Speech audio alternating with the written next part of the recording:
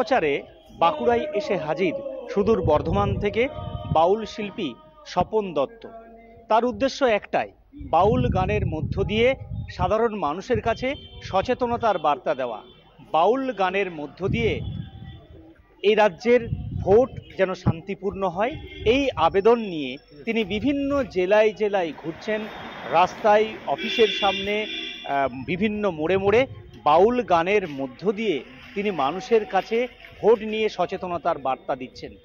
Vote হোক শান্তিপূর্ণ, vote হোক অবাধ, এমনভাবেই গানের মাধ্যমে মানুষের কাছে ভোট বার্তা তুলে ধরতে চাইছেন তিনি।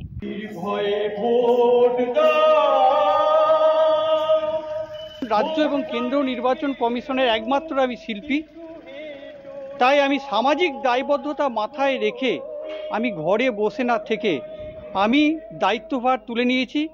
মানুষ যেন নিজের ভোট নিজে দিতে পারে, নির্ভয়ে ভোট দিতে পারে।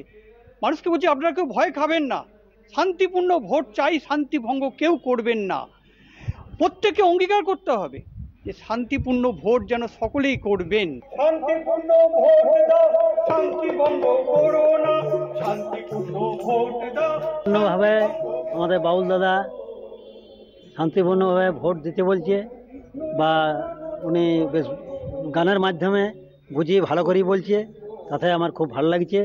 এখন দেখার স্বপনবাবু বাউল গানের মধ্য দিয়ে, মেঠো সুরের মধ্য দিয়ে যেভাবে বিভিন্ন জেলায় জেলায়, বিভিন্ন গ্রামে গ্রামে ঘুরে মানুষকে ভোট নিয়ে সচেতনতার বার্তা দিচ্ছেন, এই ভোট এখন কতটা শান্তিপূর্ণ হয় এখন সেদিকেই তাকিয়ে সকলেই। আমার শহর বাঁকুড়া থেকে স্বরূপ গঙ্গোপাধ্যায়, কলকাতা থেকে।